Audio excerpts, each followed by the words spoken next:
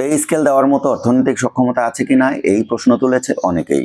এই প্রশ্নটা যৌক্তিক, কেননা যখন পে স্কেল দেওয়া হবে তখন প্রায় 1 লাখ কোটি টাকার মতো খরচ হয়ে যাবে একটা বছরে দেশের বেতন ভাতা দেওয়ার জন্য। এখন আরেকটা প্রশ্ন এর সাথে সাথে চলেই আসে, বর্তমানে সরকারি চাকরিজীবীদের যে পরিমাণ বেতন ভাতা দেওয়া হচ্ছে সেই পরিমাণ বেতন ভাতা দিয়ে সেই চাকরিজীবী তার পরিবার চালাতে সক্ষম কিনা। একজন সরকারি চাকরিজীবীকে যে পরিমাণ বেতন ভাতা দেওয়া হচ্ছে সেই বেতন ভাতা দিয়ে সেই ব্যক্তিটা তার পরিবার চালাতে কতটুকু সক্ষম, এই সক্ষমতা যাচাই করাটাও জরুরি। যদি দেশের আর্থিক সক্ষমতা এবং একজন সরকারি চাকরিজীবীদের বেতন ভাতা থেকে প্রদত্ত অর্থ সেইটা দিয়ে তার পরিবার চালানোর সক্ষমতা যাচাই বাছাই করা হয় এবং তারপরে কোনো সিদ্ধান্ত নেওয়া হয়, সেই সিদ্ধান্তকে খুশি মনে গ্রহণ করা উচিত। কিন্তু দুঃখের বিষয় হলো এই, দেশের সুদীজন অর্থনীতিবিদ বিশেষ কিছু প্রতিষ্ঠান আছে, তারা কখনোই এই ব্যাপারটাকে কনসিডারেশনে নেয় না। তারা শুধু বলে যদি পে স্কেল দেওয়া হয় তাহলে দেশ অর্থনৈতিক চাপে পড়বে, দেশের সাধারণ মানুষ অর্থনৈতিক চাপে পড়বে। একটা ব্যাপার খেয়াল করে দেখুন তো, যদি পে স্কেল দেওয়া হয় তাহলে সরকারি চাকরিজীবীরা যে অতিরিক্ত অর্থ পাবে সেই অর্থটা দেশের অর্থনৈতিক বা দেশের অর্থনীতিতেই খরচ করবে, দেশের বাজারে খরচ করবে। তার মানে মানি সার্কুলেশন বাড়বে, এর ফলে লিকুইডিটি অফ মানি বাড়বে, দেশের বাজার আরও বেশি চাঙ্গা হবে। এতে করে একজন ব্যবসায়ীর ইনকাম বাড়বে, একজন রিক্সাওয়ালার ইনকাম বাড়বে। আমি আরেকটু অ্যাড করতে চাই, সর্বশেষ পে স্কেল হয়েছে 2015 সালে। 2015 সালের পরে কোনো পে স্কেল হয়নি। তার মানে 2015 সাল থেকে 2026 সাল পর্যন্ত দেশের মানুষকে আর্থিক চাপে পড়েনি, দেশের দ্রব্যমূল্য কি বৃদ্ধি পায়নি? দ্রব্যমূল্য কি শুধু তখনই বৃদ্ধি পায় যখন পে স্কেল হয়? এই প্রশ্নটা আমি আপনাদের কাছে রেখে গেলাম, আপনারা অবশ্যই এর যৌক্তিক উত্তর দিবেন। এখন প্রশ্ন জাগে বা দুঃখ লাগে ঠিক তখনই যখন সরকারি চাকরিজীবীদের বেতন ভাতা বাড়ানোর প্রস্তাব দেওয়া হয়, অথচ দেখুন দীর্ঘ 11 বছর ধরে সরকারি চাকরিজীবীদের বেতন ভাতা বাড়ে না। তাহলে সরকারি চাকরিজীবীরা তাদের দৈনন্দিন জীবন কিভাবে চালাবে? আর একটা ব্যাপার, টিআইবি প্রশ্ন তুলেছে, যদি পে স্কেল এইভাবে দেওয়া হয় তাহলে দেশের দুর্নীতিকে আরও উদ্বুদ্ধ করা হবে, ঘুষকে আরও উদ্বুদ্ধ করা হবে। কিন্তু ব্যাপারটা কি উল্টো হতে পারে না? অবশ্যই উল্টো হতে পারে। একজন সরকারি চাকরিজীবী যে তার পরিবার চালানোর মতো টাকা পাচ্ছে না, তার দৈনন্দিন জীবন চালানোর মতো টাকা পাচ্ছে না তার স্যালারি থেকে, তখন সে কি করবে? তখন তো সে উল্টো ডিমোটিভেটেড হয়ে যেতে পারে। আমি বলছি না এটা লজিক্যাল, এটা ইথিক্যাল, এটা পুরোপুরি আনইথিক্যাল। যে কোনো অবস্থাতেই দেশের জন্য কাজ করা উচিত, কিন্তু আমাদের ততটুকু সরকারি চাকরিজীবীদের সুযোগ সুবিধা নিশ্চিত করা উচিত যতটুকু হলে তাদের দৈনন্দিন জীবনটা চলবে। অন্যদিকে আমাদের দেশে হয় ঠিক উল্টোটা, এমন অবস্থা যে সরকারি চাকরিজীবীদের বেতনেই হাত দিতে হয় না। অথচ দেখুন সরকারি চাকরিজীবী যতগুলো আছে বা 15 লক্ষ সরকারি চাকরিজীবী যদি আমরা ধরি, তাহলে তাদের মধ্যে 13 থেকে 14 লক্ষ আছে যারা ব্লক পোস্টে চাকরি করে, যাদের এক্সট্রা ইনকামের কোনো সুযোগই নেই। আমি শিক্ষক সমাজের কথা বলতে পারি, সরকারি চাকরিজীবীদের অনেক বড় একটা অংশই শিক্ষক সমাজ। আমি ব্যাংকারদের কথা বলতে পারি, সরকারি চাকরিজীবীদের অনেক বড় একটা অংশই এই ব্যাংকার সমাজ। আমি অনেক দপ্তরের কথা বলতে পারি যে দপ্তরগুলোতে সরাসরি কোনো পাবলিক ডিলিংস নেই। তাহলে সেইখানে দুর্নীতি হবেটা কিভাবে? আর দুর্নীতি আর পে স্কেল এই দুইটাকে অ্যাড কেন আমরা করি?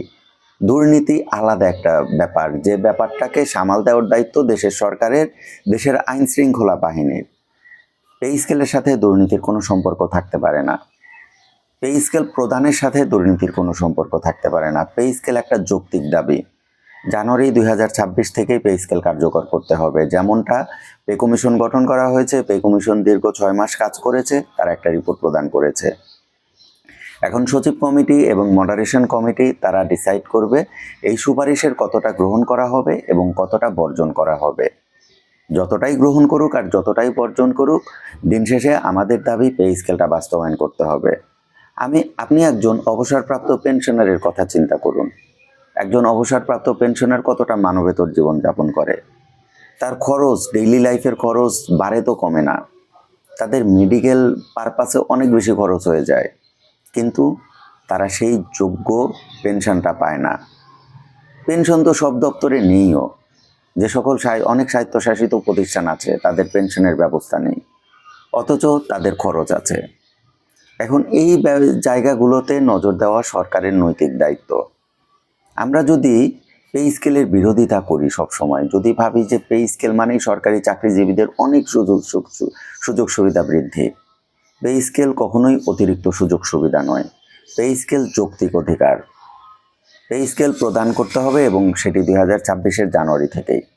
এখন আমরা যতটুকু জানি তাতে করে বর্তমান উপদেষ্টা পরিষদ তারা পে স্কেল দেওয়ার ব্যাপারে যথেষ্ট আন্তরিক এবং সচেতন। তারা চায় 11 বছর ধরে পে স্কেল হচ্ছে না, সরকারি চাকরিজীবীরা সুযোগ সুবিধার বাইরে আছে। তারা চায় এই সময়ে এসে পে স্কেলটা বাস্তবায়ন হোক। আমাদের আশার আলো এই এতটুকুই। টিআইবি দেখলাম পে স্কেল নিয়ে বিরোধিতা করেছে। তারা অবশ্য এতটুকু বলেছে যে পে স্কেল যদি দেয়, বেতন ভাতা যদি বৃদ্ধি করে, তাহলে নির্দিষ্ট ক্রাইটেরিয়ার আন্ডারে এই বেতন ভাতা বৃদ্ধি করতে হবে। সরকারি চাকরিজীবীদের দক্ষতা বৃদ্ধি করতে হবে। সরকারি চাকরিজীবীরা যেন ঘুষ না খেতে পারে সেটি নিশ্চিত করতে হবে। আমি এই শর্তগুলোকে যৌক্তিক মনে করি। ঘুষ একটা সামাজিক ব্যাধি। এটি দমন করার জন্য যা যা ব্যবস্থা করা দরকার সেটি দেশের আইন শৃঙ্খলা বাহিনী ব্যবস্থা করুক, এতে করে আমাদের কোনো আপত্তি নেই, কিন্তু পে স্কেল দিতে হবে। একজন শিক্ষক, একজন ব্যাংকার, একজন দপ্তরের পিয়ন, তো তাদের তো এক্সট্রা ইনকামের কোনো সুযোগ নেই, তাহলে তারা তাদের ফ্যামিলি কিভাবে চালাবে? 11তম থেকে 20তম গ্রেডধারী যারা আছেন তারা নিদারুণ কষ্টের মধ্যে দিয়ে তাদের দৈনন্দিন জীবনটা কাটান। এই কারণেই পে স্কেলটা জরুরি। পে স্কেলটা দিতে হবে এবং সেটি জানুয়ারি মাস থেকেই দিতে হবে। তা না হলে সুশাসন কখনোই নিশ্চিত হবে না। তো বন্ধুরা, আপনাদের কি মনে হয় জানুয়ারি থেকে পে স্কেল কার্যকর হবে? যদি পে স্কেল কার্যকর হবে এমনটা মনে হয় তাহলে অবশ্যই কমেন্ট করে জানাবেন। তবে আমি এখনও হতাশ নই, আমি আশাবাদী। আমি এখনও স্বপ্ন দেখছি পে স্কেল কার্যকর হবে এবং সেটি আংশিকভাবে জানুয়ারি থেকে কার্যকর হবে। পে স্কেল কার্যকর করার জন্য এখনও অনেক সময় পড়ে আছে। এই মাসটা পুরোটা পড়ে আছে এবং পরবর্তী মাসের 8 তারিখ পর্যন্ত সময় আছে। আমরা চাই পে স্কেল কার্যকর হোক এবং সেটি জানুয়ারি থেকে কার্যকর হোক।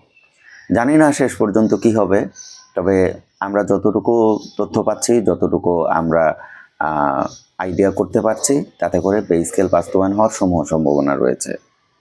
তবে এই সরকারের অনেক বড় একটা অ্যাচিভমেন্ট হবে তারা যদি সরকারি চাকরিজীবীদের দীর্ঘদিনের অভাব অনটন এবং দুঃখ দুর্দশা ঘোচানোর জন্য পে স্কেলটা বাস্তবায়ন করে দিয়ে যেতে পারে। তা না হলে সরকারি চাকরিজীবীদের কষ্ট কখনোই দূর হবে না। নতুন সরকার এসে তাদের দল গোছাবে, তারা অনেক দিন ক্ষমতায় ছিল না, তারা তাদের মতো করে সব কিছু সেট আপ করবে। তারপর পে স্কেল বাস্তবায়ন এটা অনেক সময় সাপেক্ষ ব্যাপার।